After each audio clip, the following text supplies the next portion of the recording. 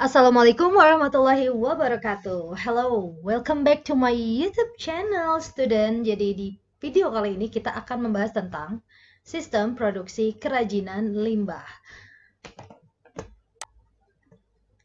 Kompetensi dasar yang akan dicapai pada episode kali ini adalah memahami proses produksi kerajinan tekstil di wilayah setempat melalui pengamatan dari berbagai sumber. Indikatornya adalah memahami jenis dan karakteristik bahan dan alat kerajinan, menganalisis teknik produksi kerajinan, menganalisis tahapan proses produksi kerajinan, dan menganalisis teknik penyajian dan pengemasan produk kerajinan. Sebelum memasuki tahapan sistem produksi, kita harus mengenal dulu jenis dan karakteristik dari kerajinan berbahan limbah bangun datar. Limbah ini terdiri dari dua jenis, yaitu limbah organik dan limbah anorganik. Limbah organik adalah limbah yang masih bisa diuraikan. Contohnya kulit buah, sayuran, kotoran manusia, dan hewan. Sedangkan limbah anorganik adalah sampah yang dihasilkan dari bahan non-hayati, baik berupa produk sintetik atau hasil proses teknologi pengelolaan sumber daya, dan sifatnya tidak bisa diuraikan. Dan umumnya akan membutuhkan waktu yang sangat-sangat lama di dalam penguraiannya. Contoh limbah anorganik adalah sisa sabun cuci, sampah kantong plastik, sisa kain yang sudah tidak digunakan, limbah hasil pabrik, limbah minyak, sampah botol plastik, dan lain sebagainya, termasuk sampah-sampah yang berasal dari logam. Sampah-sampah anorganik ini sebetulnya bisa didaur ulang. Meskipun ada beberapa jenis yang memang tidak dapat didaur ulang seperti limbah dari pabrik. Adapun kerajinan limbah bangun datar seperti yang pernah dibahas pada materi sebelumnya, yaitu kerajinan yang memiliki dua dimensi dan bentuknya memiliki bentuk yang bermacam-macam seperti bangun yang tidak beraturan, persegi panjang, segitiga, lingkaran, trapesium, dan lain sebagainya. Contoh dari limbah bangun datar yaitu dari daun, kertas, kain perca, dan plastik. Nah, selanjutnya kita akan memasuki teknik produksi kerajinan. Beberapa teknik produksi yang bisa dimanfaatkan dalam proses kerajinan diantaranya adalah yang pertama teknik membentuk. Teknik membentuk ini ada beberapa cara. Yang pertama ada teknik gulung atau pilin, di mana cara pembentukannya adalah dengan tangan langsung. Teknik ini dapat digunakan untuk membuat benda kerajinan yang terbuat dari limbah kertas atau limbah plastik. Kemudian yang kedua ada teknik lebur. Teknik ini digunakan oleh pengrajin yang ingin mendaur ulang kaleng, kaca, besi, dan lain-lain menjadi bentuk yang baru. Kemudian ada teknik cetak. Cara pembentukannya biasanya menggunakan mesin atau alat bantu. Biasanya bahan limbah seperti bahan limbah anorganik ya, kaleng, kaca, besi, dan lain-lain dileburkan atau dileleh terlebih dahulu dengan teknik lebur, kemudian dibentuk atau dicetak kembali seperti dalam gambar ini kita bisa lihat ada pembentukan buah-buahan dari kaca. Teknik kedua yaitu teknik menganyam. Teknik menganyam ini dapat digunakan untuk membuat benda kerajinan dari bahan limbah organik ataupun anorganik dengan karakteristik tertentu, yaitu lunak dan lentur. Contohnya ada keranjang, tikar, topi, taplak, tas, hiasan dinding, dan sebagainya. Kalau kita lihat di gambar sini ada misalnya ini adalah teknik menganyam yang digunakan pada daun, berarti ini dari bahan limbah organik. Sementara yang di bawah sini dari bekas cangkang-cangkang kopi, kemudian dibentuk menjadi benda kerajinan dengan teknik menganyam. Nah, yang di bawah sini ini adalah limbah anorganik. Jadi, teknik menganyam bisa dilakukan pada dua jenis. Selanjutnya, ada teknik sobek. Teknik ini dapat digunakan untuk membuat benda kerajinan dari bahan limbah kertas dan kain perca.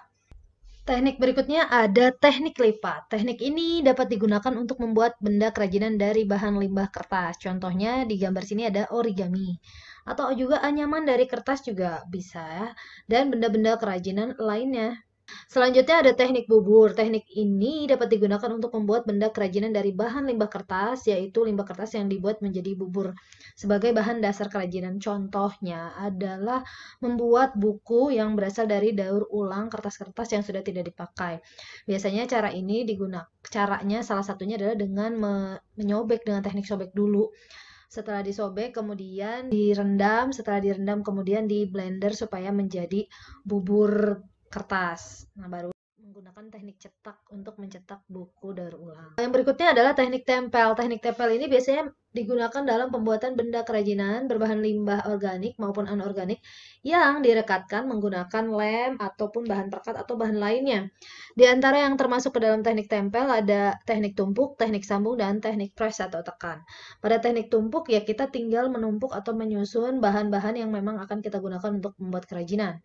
Kalau teknik sambung dengan cara menempel atau menyambungkan bagian yang satu dengan yang lainnya. Dan yang terakhir ada teknik press, yaitu teknik menempel dengan menekan kedua bagian bahan kerajinan untuk disatukan. Nah, selanjutnya ada teknik menjahit. Nah, teknik ini adalah proses dengan menyatukan bagian-bagian kain yang sudah digunting berdasarkan pola. Ada teknik memotong. Nah, teknik ini bisa digunakan untuk membuat kerajinan dari bahan limbah organik ataupun anorganik. Teknik memotong juga digunakan pada saat teknik menjahit karena pembuatan pola juga membutuhkan teknik memotong. Kemudian ada teknik menggergaji. Nah, ini digunakan untuk bahan-bahan seperti kayu ataupun besi. Selanjutnya kita bahas tentang proses pengemasan produk kerajinan berbahan limbah. Pengemasan itu adalah aktivitas merancang dan memproduksi kemasan atau pembungkus untuk sebuah produk. Nah, kemasan yang dirancang dengan baik dan kreatif itu bisa membangun ekuitas merek dan mendorong penjualan.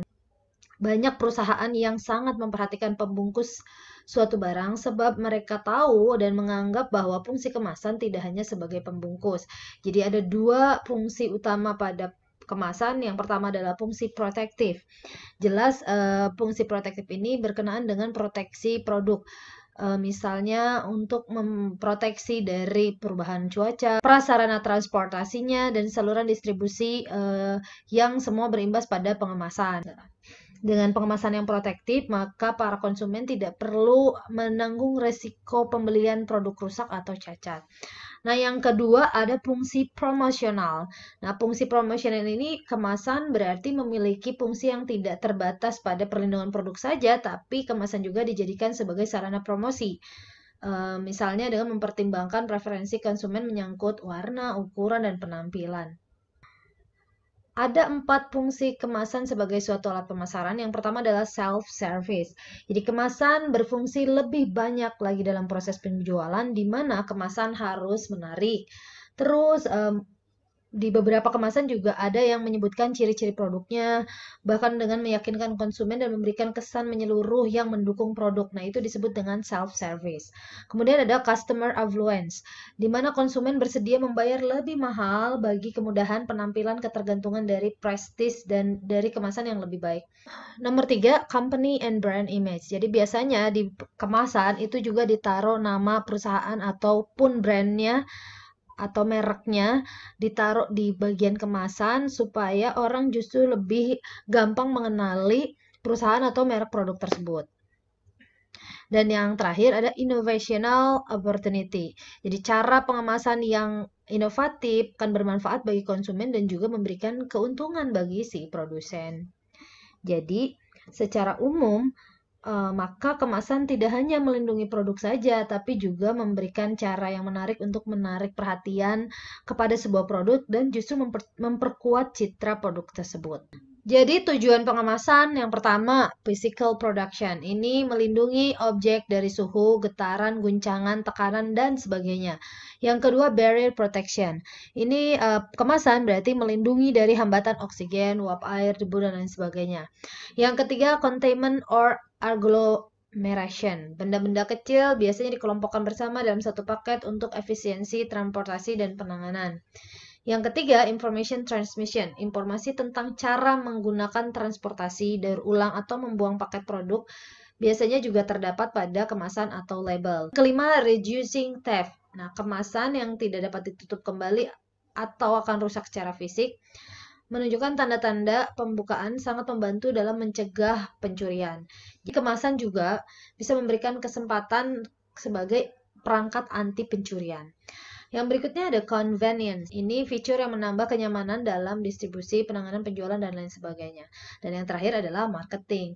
Kemasan dan label dapat digunakan oleh si produsen untuk mendorong calon pembeli untuk terus membeli produknya. Berdasarkan tingkat kesiapan, kemasannya ada dua jenis. Yang pertama, kemasan siap pakai, yaitu bahan kemas yang siap untuk diisi dengan bentuk yang telah sempurna sejak keluar dari pabrik.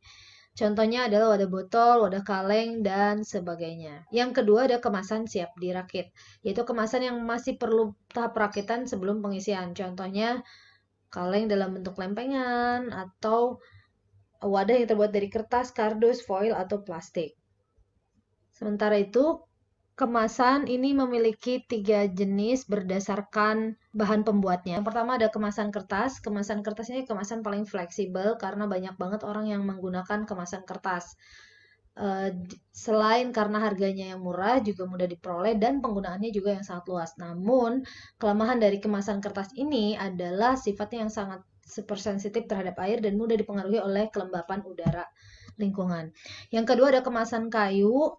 Kemasan kayu ini biasanya digunakan untuk barang-barang pecah belah seperti botol kaca dan lain sebagainya. Namun, pada saat ini penyediaan kayu untuk pembuatan kemasan juga banyak menimbulkan masalah karena semakin langkanya hutan penghasil kayu. Dan yang terakhir ada kemasan dari plastik. Nah, kemasan paling plastik ini paling umum dan paling banyak digunakan oleh orang-orang, terutama karena memang paling mudah didapatkan dan juga harganya cukup murah. Biasanya kemasan plastik yang paling banyak digunakan dari jenis polietilen, polipropilen, polyester, nilon, dan vinyl film. Satu lagi ada dari akrilik yang paling sering digunakan. Nah, itulah pembahasan tentang sistem produksi pada kerajinan berbahan limbah bangun datar yang meliputi jenis dan karakteristik limbah yang akan digunakan sebagai kerajinan, kemudian teknik produksinya, dan yang terakhir tentang teknik pengemasan. Di next episode kita akan membahas tentang sistem produksi kerajinan berbahan limbah bangun datar. Oke, thanks for your attention. Don't forget to subscribe. Assalamualaikum warahmatullahi wabarakatuh.